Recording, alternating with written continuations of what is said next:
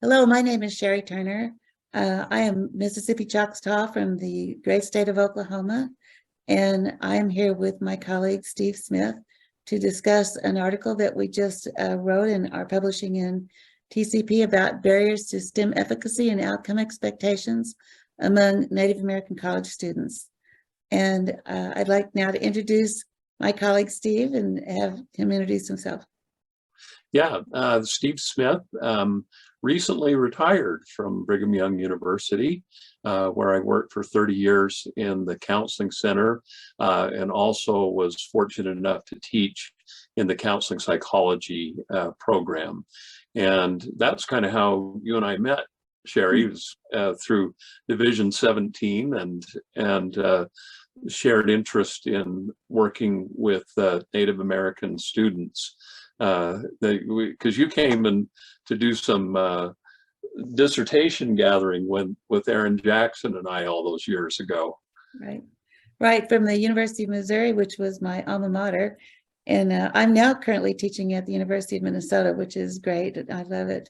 I wanted to introduce to you as well our other colleagues, Dr. Ellen McWhorter, you can see their pictures here, Dr. Hamshing Lee, Dr. Gail Mason-Shahill, Steve, of course, Dr. Susie Jacobs, and Dr. Aaron P. Jackson, who were all co-contributors and co-researchers in this work. So,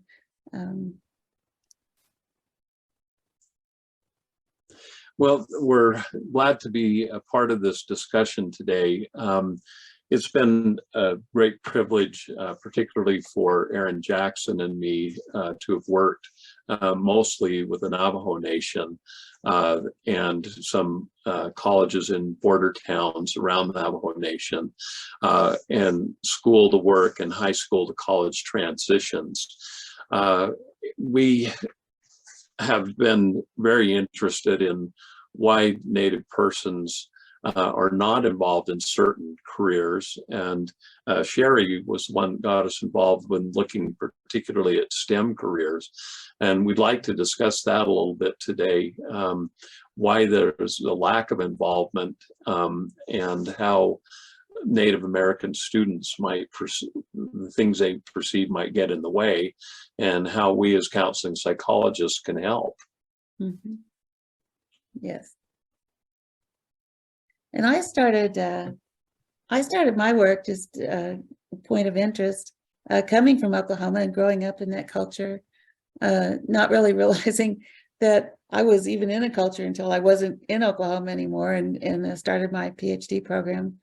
And when I was discussing with my advisor, Dr. Richard LePan, about what to do for my dissertation, I said, I really, really want to continue to work on Native American issues as much as possible.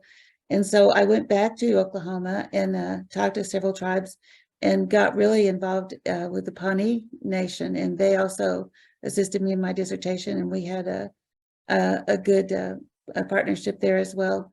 And then over the years, this has been quite a while, worked with different tribes around the area and around the country, back and forth in different places and different groups that are working with tribal issues. And so my main work is in career development. And so let's continue on with this study. I'm just going to read our abstract. Native Americans are severely underrepresented in science, technology, engineering, and math. In this study, we examined the construal salience and relevance of barriers that Native American college students believe could impact their STEM career preparation. An exploratory factor analysis of the perceptions of educational barrier scale conducted with 152 Native American college students yielded 8 perceived barrier factors. School is too expensive, lack of access, lack of preparation, not smart enough, not good at math science, family responsibilities, discrimination, and lack of support. School expense was by far their greatest barrier, and for men, this barrier negatively predicted their STEM career self-efficacy. with self-efficacy positively predicting their STEM career outcome expectations.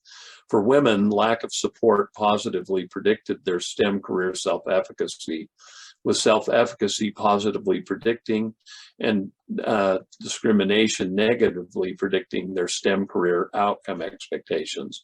Results are interpreted in light of social cognitive career theory. Thank you, Steve.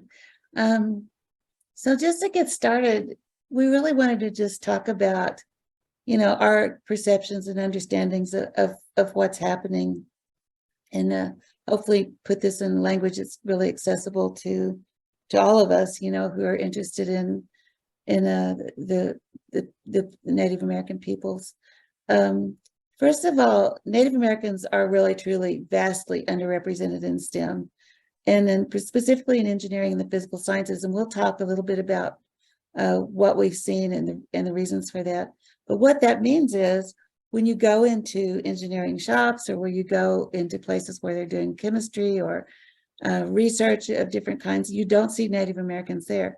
And it's not just because it's a small population, it's because they're not there. They're not trained to be part of the profession. They're not in the profession. And and so what that means is that not only are Native Americans being underserved this way, but also, the professions, the STEM professions, are being underserved because Native Americans, as all cultural groups, we carry our own distinct ways of understanding the world, of solving problems. And so there are issues that we would have insights on that, are not being included. And also, it also means that some tribal areas are not being served by people who would be interested in going, like tribes who are interested in water quality, for example, may not have the personnel there that they might have otherwise if we had more Native Americans in STEM. And so just thinking about it in terms of context, it's really it's a difficult issue to solve. And one more issue about Native Americans not being in STEM is that there's not enough people who are going to be going in STEM. There's not enough young people. And so the large social problems that we have, we really do need to get more young people who are training for STEM fields. And so just looking at it statistically, Native Americans are comprising approximately 2% of the US population, but hold only 0.4% of baccalaureate degrees in STEM. What we really want to see is that they hold 2% or more. We'd like to see overrepresentation just because of the great need. And then the other thing that we see is that approximately 1/3 of the degrees awarded in the US are in STEM disciplines, and yet only 3.3% of Native American college students earn degrees in this field. So as you see, there's a great need in the field for Native American inclusion. We, and looking at this, understand that there's got to be particular barriers when you see that underrepresentation. And social cognitive career theory seemed to be a really good way of trying to understand what those barriers might be. There isn't a great deal of information regarding what those barriers might be. One can guess about what those might be, but this particular study aimed to try and find some more perception of what those might be. And we asked these questions: how do Native American college students construe barriers to their STEM career development? What educational barriers are most salient to their STEM career development? And finally, how relevant are educational barriers to the STEM efficacy and outcome expectations of Native American college students? And we used really we had several measures, but I think our primary measure, and the one that was the most important in this study, was a McWhirter's scale of perceptions of educational barriers, which has been used across many populations and many studies, and has shown a great deal of validity across populations. And so what we did was we took that scale and we factor analyzed it to see what the barriers were that fell out among the Native American population. We had a large nationally representative sample. The data was gathered by Qualtrics panels. I highly recommend to you. The University of Minnesota actually has a contract with Qualtrics, and so although the individual researchers have to contribute to, to the expense of it, the University of Minnesota is also covering that, and also covering issues of potential ethical issues that might involve Qualtrics, and so you might want to look into that in your own research. But the results that we saw, as Steve talked about earlier, was you'll see them right here. School being too expensive and so forth. I'm going to take you to the next slide, however, and let's look at it on a graph.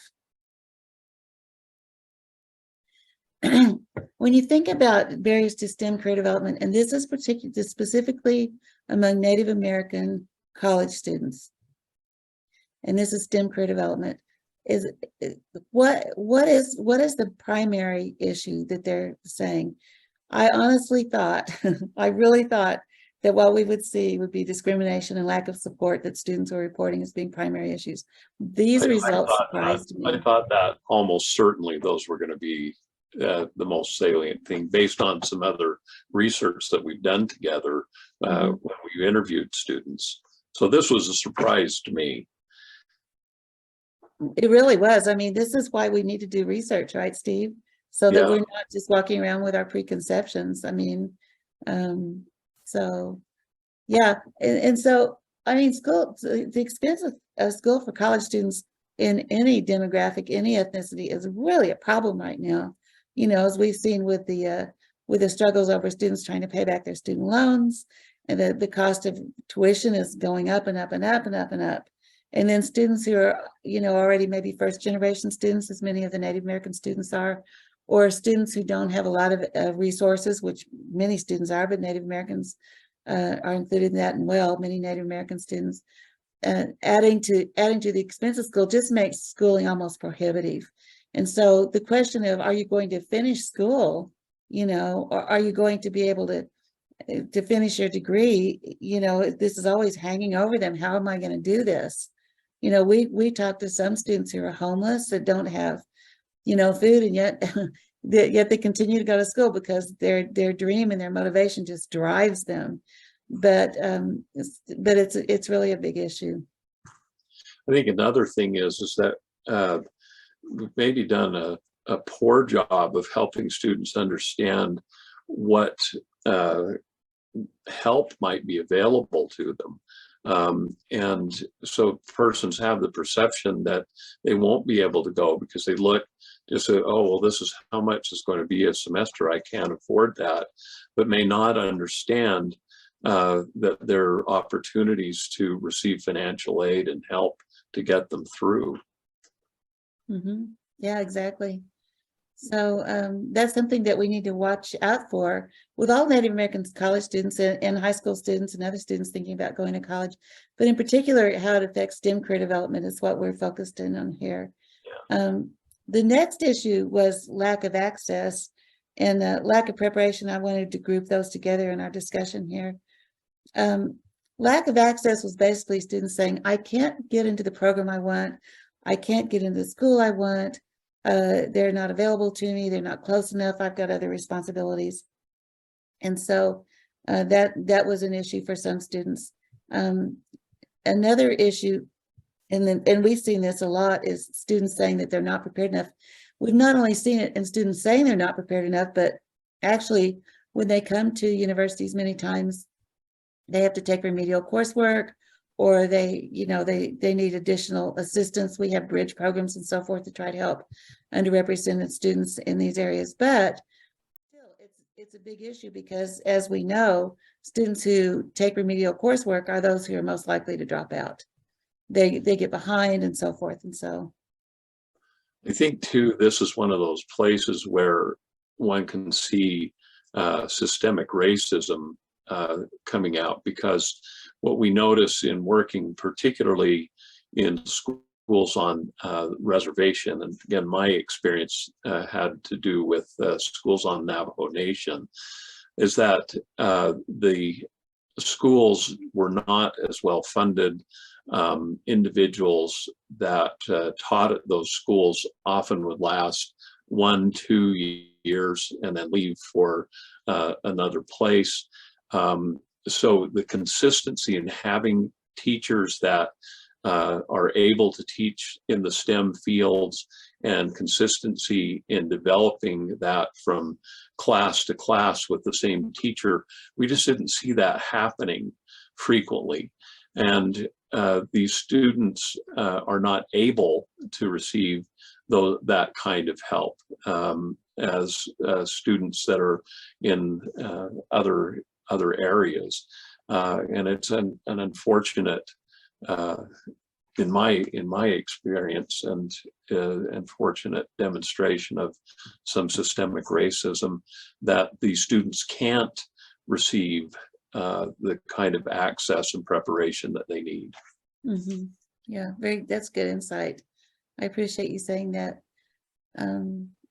Another area, and this really touches my heart, is students are saying they don't feel like they're smart enough, and that's kind of on the same level as they're saying they're not good in math. But can you imagine so many students saying they just don't think they're smart enough to finish? And I know that math anxiety is a big deal for students. And I know math efficacy, not having enough efficacy, is a big deal too. But students who don't think they're smart enough or they're talented enough, because that was another variable that fell into this factor. We really got to think about what the messages are that we're giving to these students.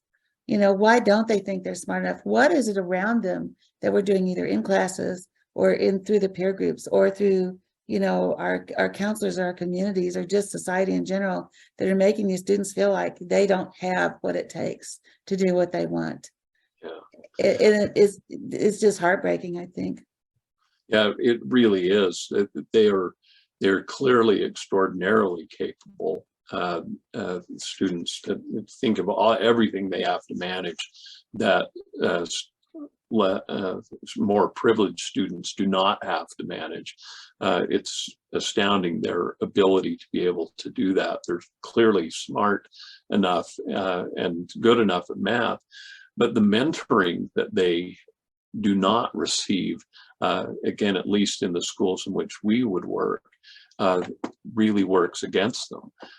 If they had good mentoring, and if they had mentoring from persons of color, and preferably other Native American teachers, that would make a tremendous amount of difference. But it's difficult because they're not in the STEM fields in the first place. It's difficult to get them to come back to the reservation or to other schools to teach. Mm-hmm. Yes, exactly. I was thinking also, I mean, we were thinking together. We've been discussing these issues for decades now, right, Steve? Yes, we have. But the issue of family responsibilities, at least in the Native American culture, because there's so much, it's not. I mean, yes, there's a lot of nuclear families, but there's also so many interrelationships among families. I mean, where aunts and uncles are very respected members, and students listen to them, and children take care of parents, and parents take care of children, and there's just that expectation, that we're all in this together.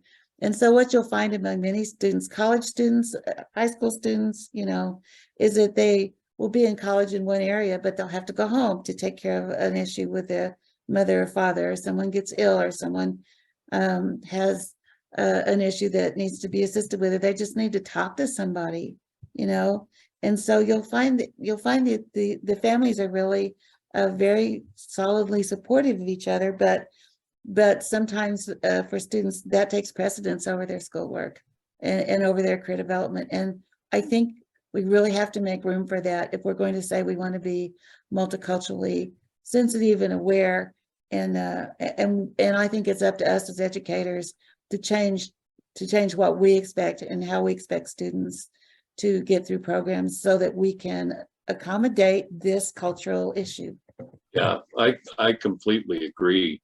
Particularly for first generation students, the family may not understand the way school works, and that if there's something that happens within the family, they need and want the person to come home, and they do. They go home. They're going to put family first. They're going to go back. They're going to do what they need to, but then they may come back and find themselves behind, and then the school system then is unbending in helping them get through, though they have perfect ability to be able to do so. Mm-hmm. Yeah, exactly. The issue of discrimination now, so that's a lower barrier. So it's not as much of a concern. It's still a concern. I mean, on a 4-point scale, which we forgot to tell you this 4-point scale, but you'll see that in the article, it's still rated at a 2. But what this means to me is Steve and I were both surprised by this, right? And other people on our team were as well, that discrimination wasn't a bigger, better barrier for these students. Is it? I think students have learned to manage it. I just think that, it's still there. It still causes a lot of problems for them. It still causes a lot of areas that they can't succeed in potentially, or that, they're stopped, thinking of the SECT model, how the proximal barriers just stop them from going to the next level, the next goal, what they want. But it looks to me like they have learned to cope. Like we see many people who have chronic pain have learned to cope with that pain, and so that they're able to move on with their lives. But it sits in the background all the time, something they have to deal with that others don't. Mm-hmm, absolutely, yeah. And then lack of support was a barrier, but it was a much lower barrier. I mean, it was indicating that students feel some support, if not a lot of support, and in particular, I think families. When we interviewed some students to kind of get their take on what these barriers meant, they said things like, our families really support us going to college and studying this. They don't have a clue what it is or what we're doing, but they're supportive, so they give them a lot of emotional support, if not instrumental support. And also, I think, in the Native American community, the community is proud of students. I mean, if you talk to Native American elders and communities and kind of in various places, what you'll find is that typically people in the community are really pro-education. They really want young people to, right? Absolutely. It's interesting. We did some studies quite a while ago on time perception. And one of the things that struck me is that when students leave schools, Native students leave school, it's because they have a different notion of time, that I will come back around to this. I'll be able to meet this instead of this linear time. Mm-hmm. I'm going to go take care of my family responsibilities, and the culture allows for that circular perception of time, but the culture that imposed upon them forces a linear perception of time. That's one way I think that schools can really help their Native populations manage more effectively, is understanding that. That's right. It's up to us as counseling psychologists to make sure that teachers and counselors and school personnel and college personnel absolutely in all areas are trained in the way Native people think. And it's up to us to provide ways that students can be successful. So thank you so much for your attention, and hope you enjoy the article. And it's been such an honor to work with Steve and my other colleagues on this. And So thank you, Sherri. Yeah. So bye-bye. So long.